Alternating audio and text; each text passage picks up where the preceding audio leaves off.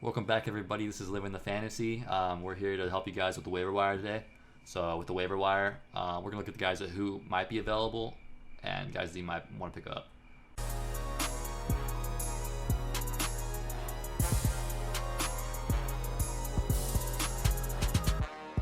So, we're going to start with quarterback. Lamar Jackson, one of the best quarterbacks in the week. I think he was the best, depending on your platform. But by 1 point generally, yeah. Yeah, so everybody pretty much knew he was going to kill it against the Dolphins, but he went out there and showed that he wasn't just a runner, that he can pass the ball. 5 touchdowns, man. Yeah, so he's definitely a guy that's worth considering. I'm just not sure who you might want to drop for him if you already have a quarterback like Jared Goff. Like you're not dropping Goff, but I don't want to stash 2 quarterbacks. So it's just I don't know.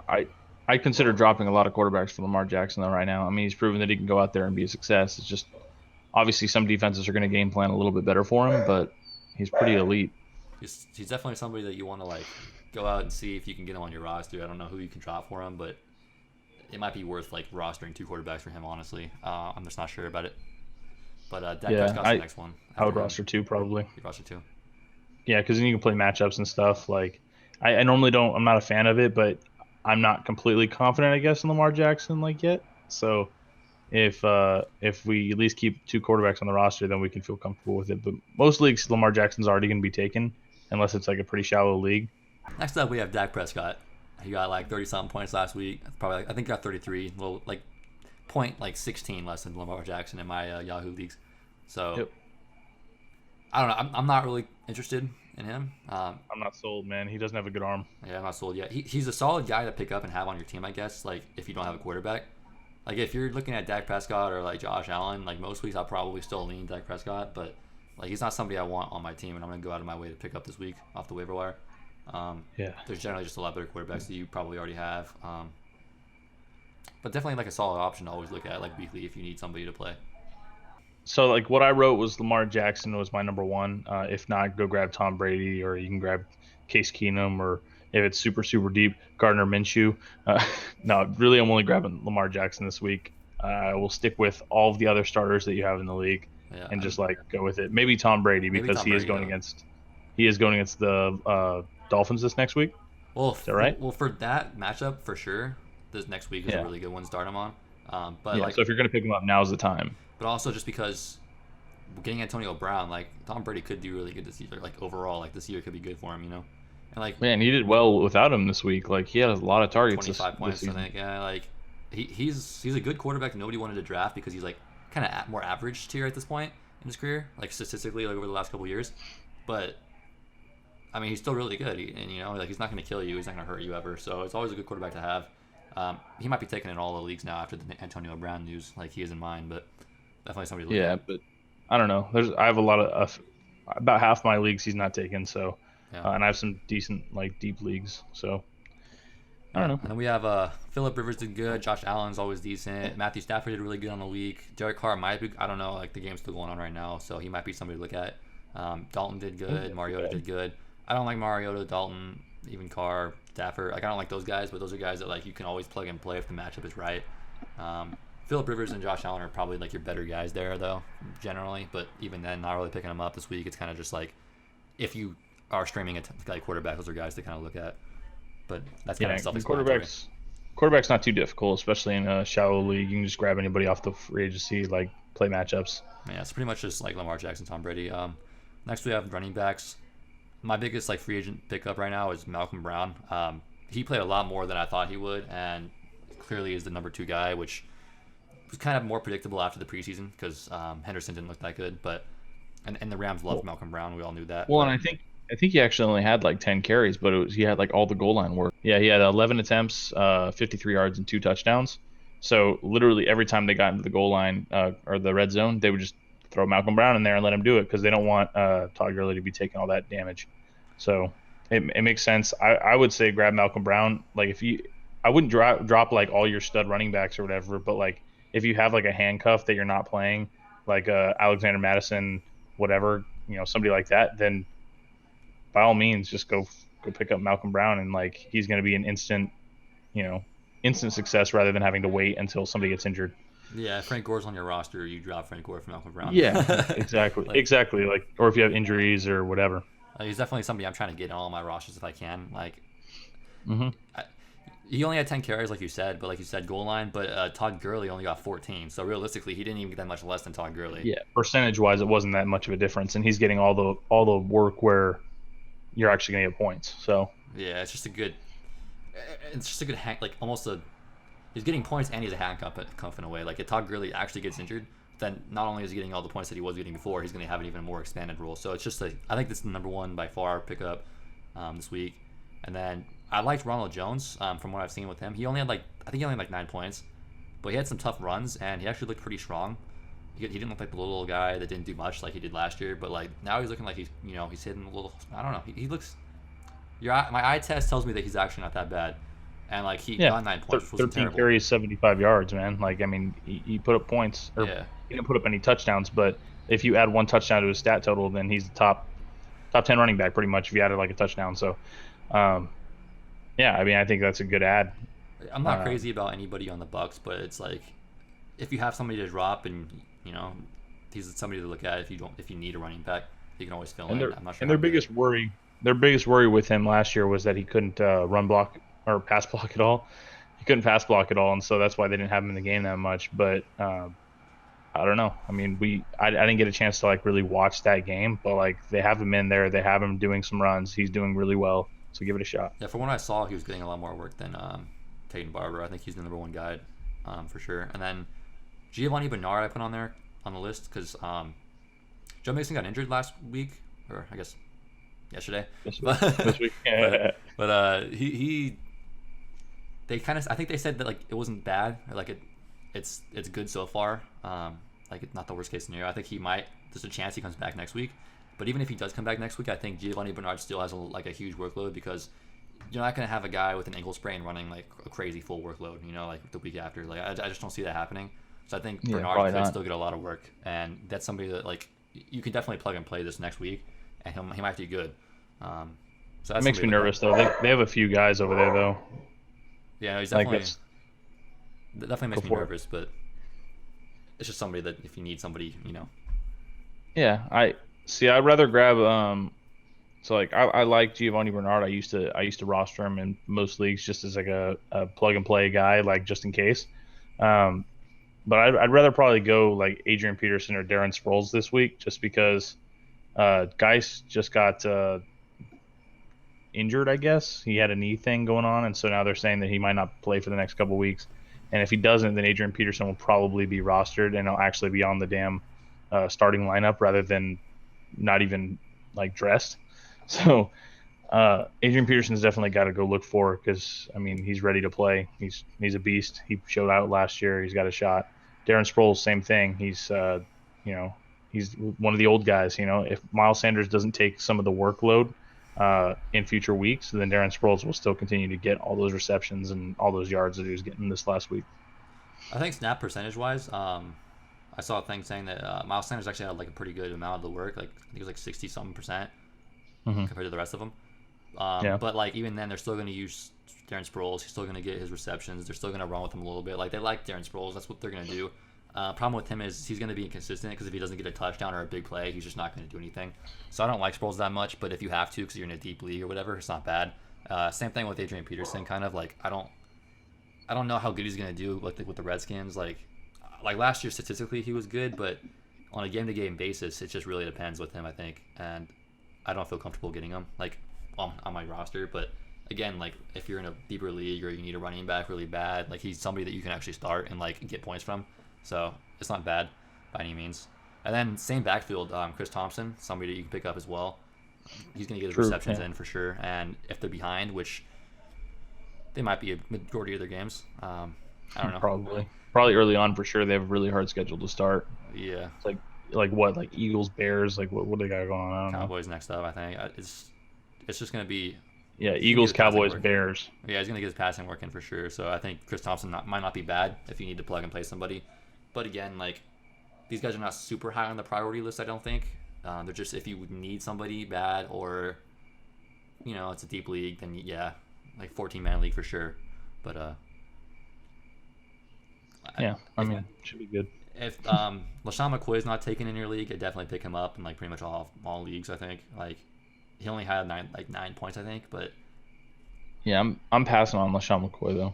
I don't know. I just think if you have any part of that offense, you have to be picked up. Like if Damian Williams gets injured, he's going to be a stud. I don't know. Like he's still going to get his work in. It's just and LeSean showed a burst too. He was 10 for 81. That's pretty efficient. Pretty savage day. Yeah. So it's just a solid offense. Like you can't. If he's on any offense, I would say like nah, you stay away from him pretty much. But like this is like the offense that like you're going to get points in no matter what. So and they play Oakland next week. So yeah, he's probably taken in most leagues, but this is just like if he's not taken in your league, like I'd pick him up for sure. Same with Devin Singletary. There's definitely gonna be a few where he's not taken. Yeah, Devin Singletary is a must-add for sure. Yeah, he's with how he played this last week. 100% taken in most leagues, I think, like majority of the leagues. And but he's like playing the Giants. If you're playing with a bunch of guys that don't know what they're doing, or maybe you don't know what you're doing, then Devin Singletary, pick him up. They played the Jets this last week, right? Yeah, they played the Jets, and now they're playing the Giants. 2 games in New York. DeSean Jackson, like he's somebody that's worth a look. Like I think he only had like 6 points this week or something, but he's still gonna get his carries in. Eckler is very much the guy. Like Eckler's the guy, but he's still. I mean, he only had 18 touches. Eckler only had 18 touches, and he had 3 touchdowns. Yeah, if Justin Jackson gets one of those touchdowns rushing, not a bad week, 12 points. Like he's probably more of a touchdown dependent guy because of the workload that Eckler's going to be getting. But he's somebody that you can look at and somebody that I think should be rostered in most leagues. And then Frank Gore, another guy that's like, I don't know. I'm cutting Frank Gore in pretty much all my leagues because I have him in a couple. But he's definitely somebody to roster if you're desperate for a running back or if you're in like a 14-man league. He got some carries this week, but Devin Singletary out-touched him and everything.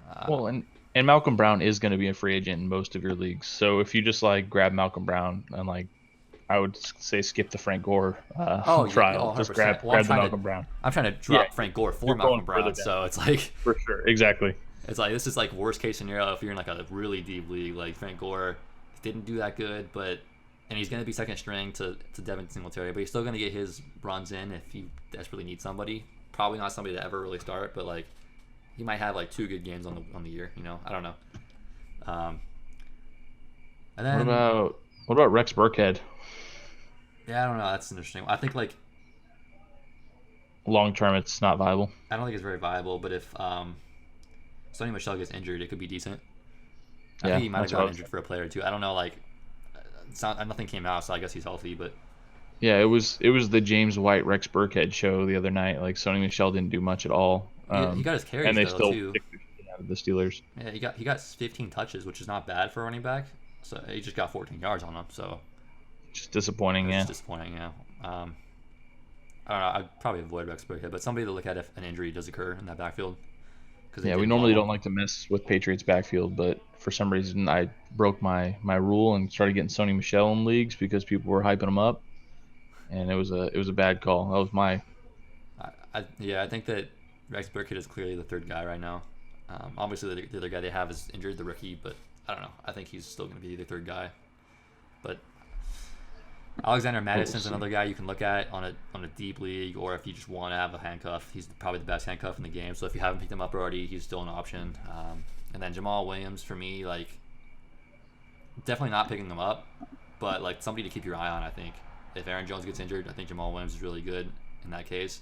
He's like a handcuff, but he's not the best. He got some playing time in. Like I think he got, I don't know. I saw him a decent amount in that Thursday game, so he's not the worst option. But like, he's not somebody you're really reaching for unless you're in like a 17-man league. It's just somebody to keep your eye on. Definitely, yeah. All right, I feel like there's a lot of players to drop. So if you want any of these guys, then just like go for it, man. There's some good running backs there. Yeah, and then Malcolm Brown for receivers, starting off for wide receivers, he killed it. Oh, Malcolm Brown or Marquise Brown. Starting off the receivers, we have Marquise Brown. Marquise Brown, all right. And then yeah, I think.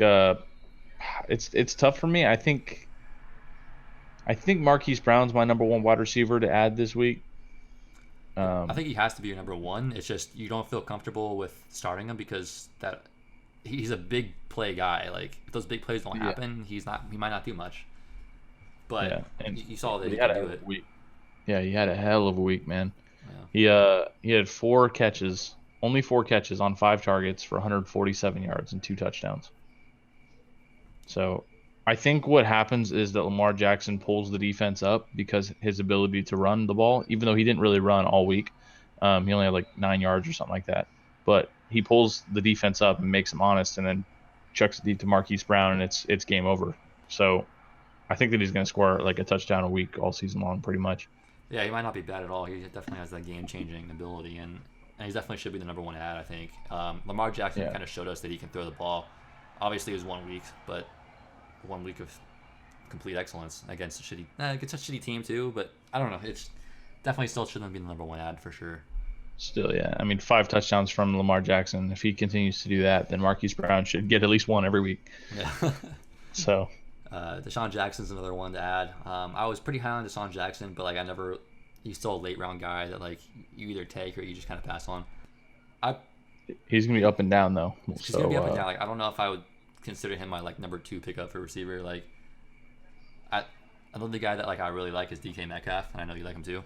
He's just looks I love huge. DK. And I didn't even include him on my list. I forgot about him. Yeah, no. Russell Wilson was looking at him like crazy, and I think it's gonna only increase. I would consider taking DK as head of DJX, just because I think DK could be more consistent in the long run.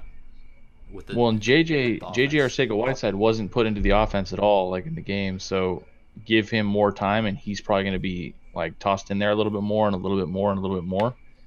And Arcega-Whiteside might get a lot more playing time that takes away from DeSean Jackson's touches. Maybe, but I don't know. I think you kind of have to have DeSean. I think if anything, it would take away from Galore. Exactly. They're different types of receivers, but I don't know. The more mouths you got to feed, you're going to have to take away, even if it's like 0.3 catches. Like, no, I mean, that's still something. For sure, but I don't know. Yeah. DJX is definitely good, but I kind of like. I don't know. Wentz looked at him a lot, but I feel like I still want to have Metcalf. I'm not sure. It's definitely a toss. Yeah, I think the safe play is going DJX, but I don't know. I think DK long term is worth it though, and DK, if he has another big week, people are going to be just like all over him. Yeah. So I mean, you can probably get him pretty cheap right now, like in a blind bid or pretty easy in a standard waiver wire.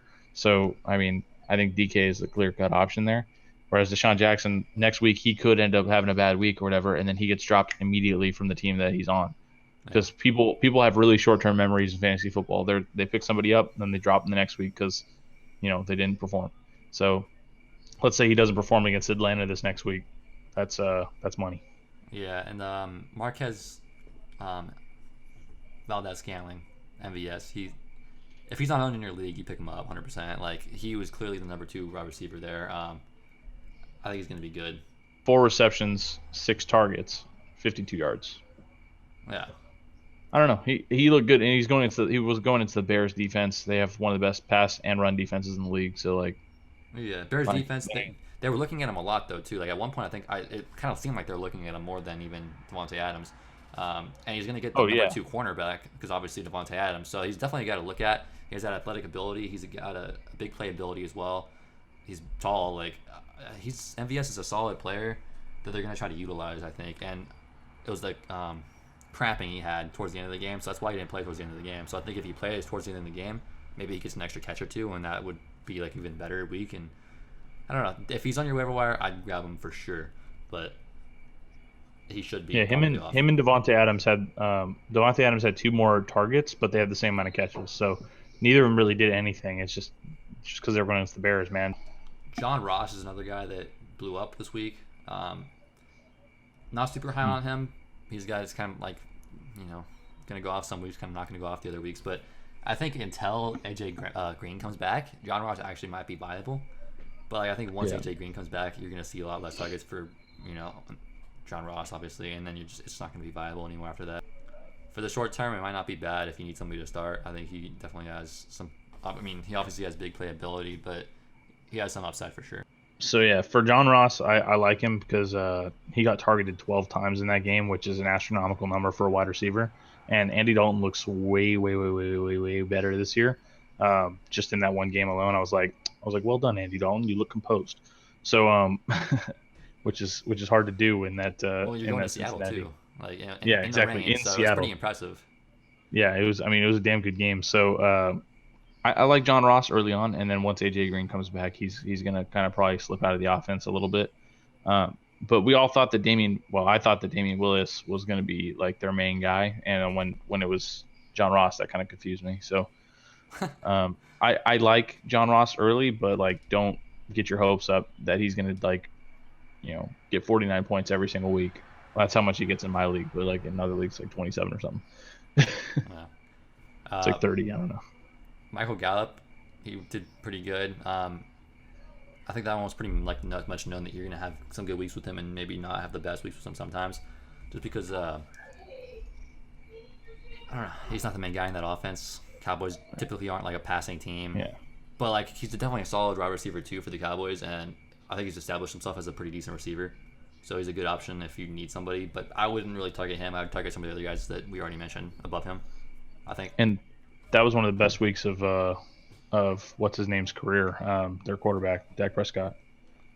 Yeah. So obviously there's going to be tons of targets to go around if he's going to have a great day like that. Amari Cooper still had more receptions. Wait, let me double check on that real quick. No, they had this. Gallup had one more reception, but still they had like the same amount of targets, and Amari Cooper had more yards and points. So just like Well, going against a second string corner every week too, it's always an advantage. Exactly. Terry McLaurin, Redskins. He did pretty damn good last week. I don't know if I'm not really targeting him in my leagues.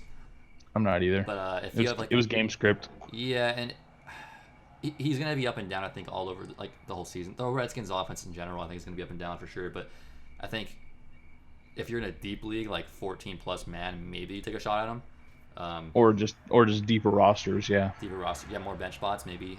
So I would for sure get him if I had like 7-8 bench spots, but with 6 bench spots, I can't do it. Oh yeah, Just not enough. In a 10 to 12 man league, those two leagues, I don't think you roster him at that point. But like 14 man, then maybe somebody to mention. Yeah, for sure.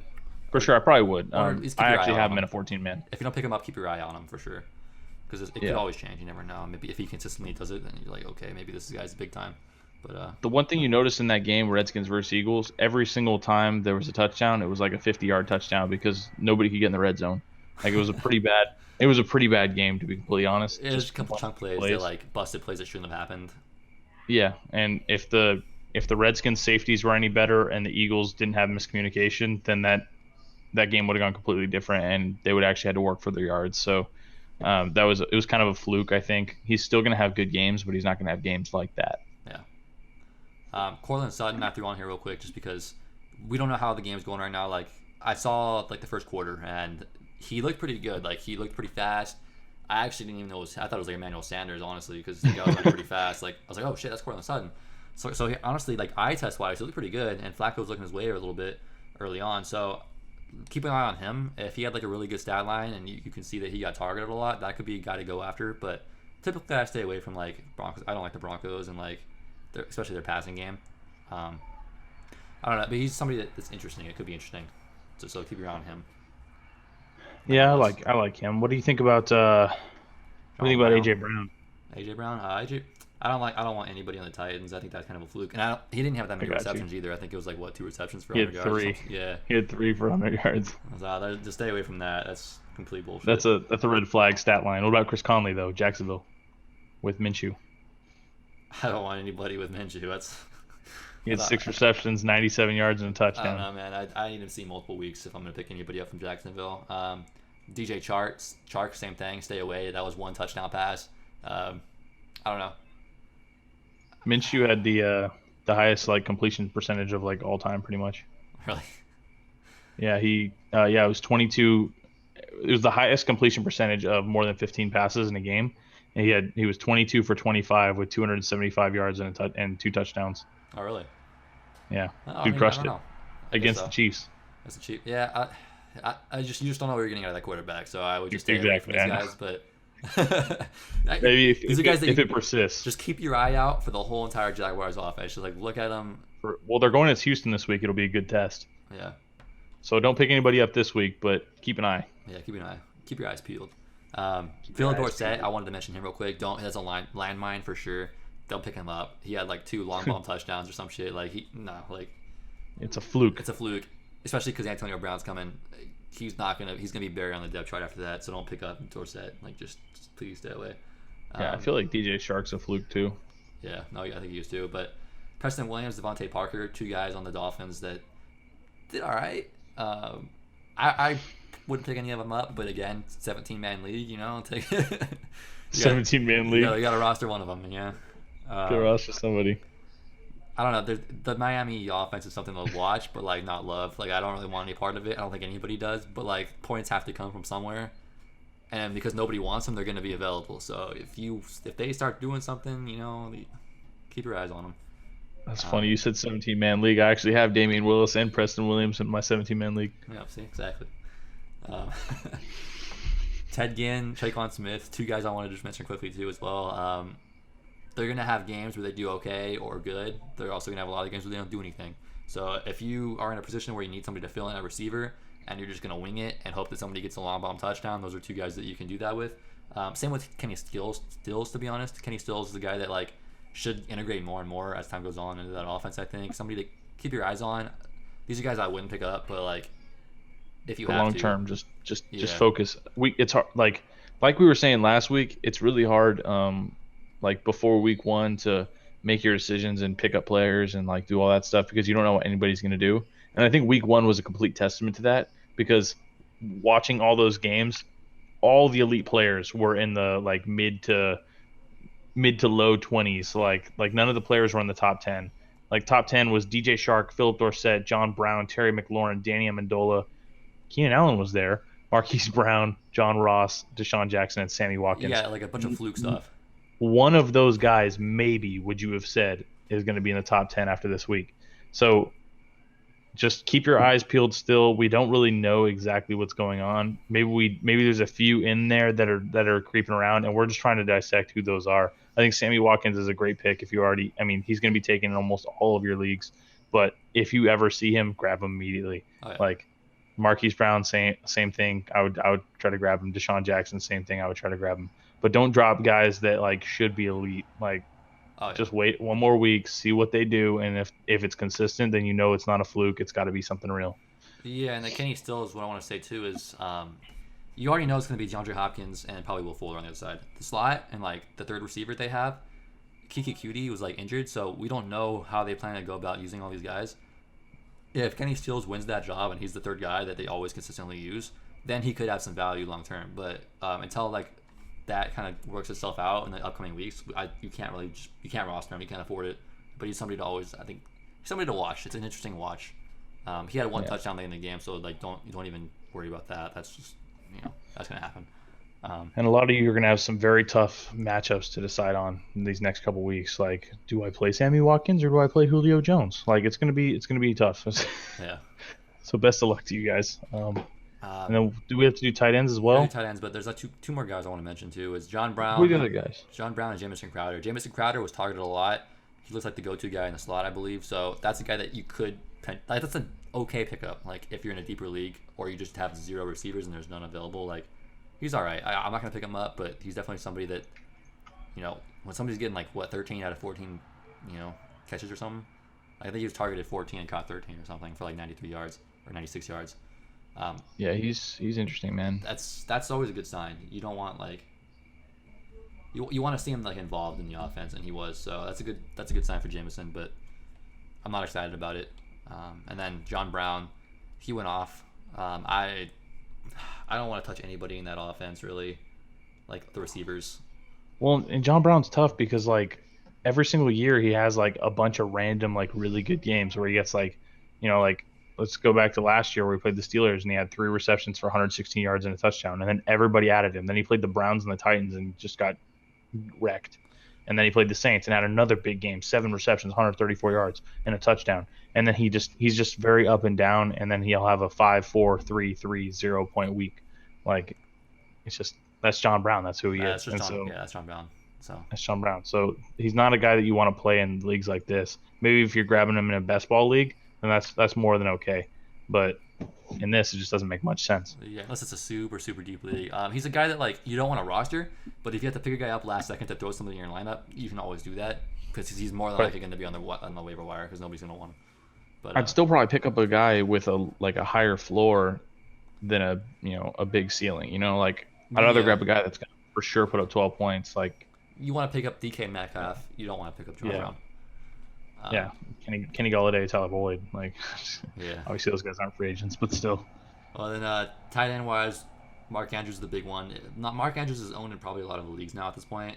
Everybody's probably heard of him now, but he went off. Miami, not much to say about Miami. So you got to look to see if he can do it again and again. But definitely a good start. If he's gonna be the guy this year, this is what you needed to see out of him week 1. So good start so far. If he keeps it up, he could be like a long term like steal. He might be definitely worth a roster spot. I don't know. It just depends on who you have on your bench if it's worth rostering 2 tight ends and who you're dropping for him. But he's definitely good, top tight end of the week to like pick up off waivers if he's there. Well, yeah, it's tough. It's tough to like grab somebody like that. Like if you have other guys that are supposed to be good, like I have Njoku and Kittle in one league, and obviously I'm going to keep both those guys. I'm not going to drop them for Mark Andrews, and I'm not going to roster a 3rd tight end. So it's tough to like grab a guy like Mark Andrews, and I prefer to go Hawkinson above Mark Andrews still. I'm not sold yet. Give it time. Maybe I will eventually, but I'm holding on to my I'm sticking to my guns. All right. I said for months and months that Mark Andrews is nothing, and I'm still going to say it. I mean, I like him. I think he's good. It's just I don't know how much opportunity. They got like 3 tight ends, so you never know what's going to happen. He's going to be the primary passing downs tight end, so that's good. But I don't know what that offense is all about. So I wasn't super high on Andrews, but he was a late round guy that like if I'm taking a shot, he's got the most upside hands down. So that was the guy I was going to target. I like him. I don't love him, but like picking like waiver wire wise, I'm like I don't know. I think he's definitely worth a spot, but yeah, I like him above T.J. Hawkinson, but that's me. So.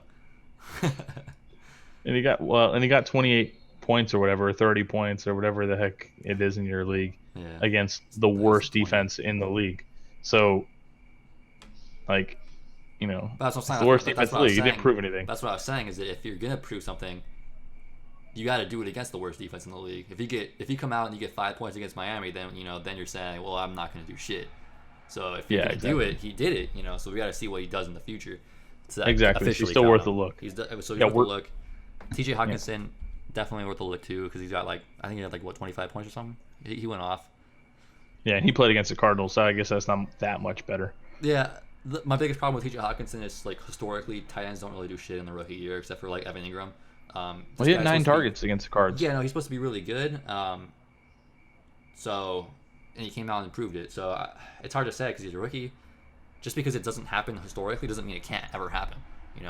So he's definitely kind of worth a look. I'm not really picking him up, especially in 10-man or 12-man leagues, really. But maybe in a 12-man. I don't know. 10-man, probably not. I mean, I guess if you're going to pick up Mark Andrews, though, now would be the time to do it because for the first 5 weeks he's going against bottom half pass defenses. Yeah. So he's gonna get an opportunity and he's gonna probably do well. And then at the midpoint in the season, that's when he's gonna fall off, and then everybody's gonna be like, "Oh man, what happened to Mark Andrews?" Because he has real competition now. Yeah. Darren Waller is another one that's interesting. Last time I checked, he ain't afraid in my league, so I got him in all of them. I'm not super high on him. This guy's high on him. I'm very high on him. I see the appeal. I'm not arguing that he's not good. It's just I don't know.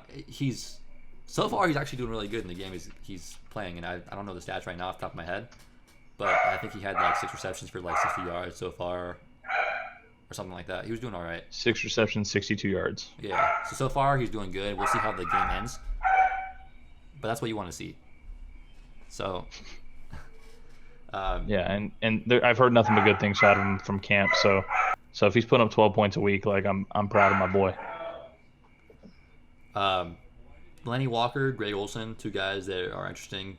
Walker went off for 20 points. That's not gonna happen every week, so don't expect 20 points every week. But I'm gonna pass on that. I'm gonna pass on it because you should already have somebody better. But if you're in a super deep league again, same thing with Greg Olsen. You should already have somebody better. But again, if you're in a super deep league, or depending on the matchup, if you're just streaming tight ends, he could be somebody that you want to look at. He only had 5 points or something, but he had 9 targets, which is what you want to see. So passing, but I'll keep an eye on the tight ends, I guess, because you never know who's going to pop off. And then Vernon Davis is an interesting one to look at too because he does good when he's starting. As long as Jordan Reed's out of the game and not starting, I think Vernon Davis could be worth a play, or worth a look at least. I'm not saying pick him up, but if you're just desperate for tight ends and you're streaming tight ends, he's a good stream. So I'm sure all of you have seen that highlight play against the Eagles, man. That was insane. Yeah. He's still got Insane. speed, man. That hurdle, like breakaway speed, and then he cries after it for emotion. Like, I like it. So overall, though, Malcolm Brown, you want to for sure get. The rest are kind of up to you and like your situations. Lamar Jackson is definitely worth a look. Mark Andrews worth a look for sure. Hawkinson, Mark Andrews, Marquise Watkins, Brown, Deshaun Watson, Deshaun Jackson. Deshaun Watson, baby, he's worth a look for sure. Yeah, Watson's worth a look. He's injured, but he's worth a look. Tyrell Williams starting, he's definitely worth a look. I don't even think we talked about Tyrell Williams, but I forgot about him. Tyrell Williams is the guy that you might want to pick up for sure. Starting receiver he's doing pretty good right now in this game. Already got a touchdown, so yeah, definitely worth a pick up on him. DK, those are the guys right there, man. So with that said, we'll get back to you guys later on the next week's. Make sure you subscribe and then like. Definitely be there on Sunday. We're streaming 9 a.m. Is it 9 a.m.? I thought it was 8. I'm sorry, 8 a.m. Pacific Standard Time. Just jump on there, ask us some questions. We'll give you good advice. We told the guy to start Lamar Jackson last week. That was a big one. So, hey, I'm just telling you. And then we're going to try to do a video later on about like the recap for each team and what we think of some of the guys that like perform bad and like the panic or versus non-panic, or maybe the guys that are like injured right now and who's going to start and who's not going to start. So we're going to look to try to do a video sometime this week. So yeah, I'm in non-panic mode. I'm gonna let you know right now. I'm in non-panic mode. I don't freak out over players week 1, except for maybe like guys that broke their clavicle. Yeah, that's a panic. Yeah, a lot of clavicle breaks this week. Yep. All right. Subscribe. I'll I'll delete your Fortnite account. I'll delete your Fortnite account.